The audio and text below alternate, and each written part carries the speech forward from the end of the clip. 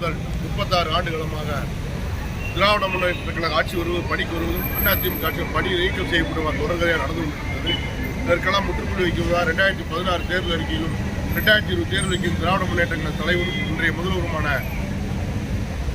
ஸ்டாலின் அவர்கள் நான் ஆட்சிக்கு வந்தவுடன் டெல்லி உச்சநீதிமன்ற வழக்கை திரும்ப பெற்று மீண்டும் அனைவருக்கும் சென்னை உயர்நீதித்துறை அமல்படுத்தி என்றார்.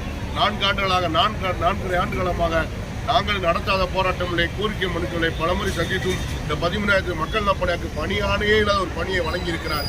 கருணையோடு தாயகத்தோடு உலகமெல்லாம் இருக்கக்கூடிய தமிழர்களுக்கு வாழ்வளிக்க பல்வேறு முயற்சி எடுக்கக்கூடிய முதலமைச்சர்கள் சொந்த நாட்டில் அகதிகளுக்கு சங்கடமான நிலையில் இருக்கக்கூடிய 13,000 வாழ்வளித்து பணி நிரந்தரக்கூடிய பணியானையும் இறந்து போன பணியாக குடும்பங்களுக்கு வாரிசுகளுக்கு தேர்தலுக்கு சொல்லி 5 லட்சம் ரூபாய் பணமும் வாரிசுக்கு வேலையும் பணியே பார்க்காத ஓய்வு பெற்று போன பரிதாபத்துக்குரிய குடும்பங்களுக்கும் 5 லட்சம் ரூபாய் பணமும் குடும்ப வாரிசுகளுக்கு ஓய்வூதியம் வேலை வழங்க வேண்டும் என்று கேட்டு தமிழ்நாடு மக்கள் நலப்பணியாளர் சங்கம் மற்றும் தமிழ்நாடு மக்கள் திட்ட உருவாக்கம் உள்ளிட்ட பல்வேறு சங்கங்கள் இணைந்து இன்று காத்திருப்பு நடத்தி கொண்டிருக்கிறோம்.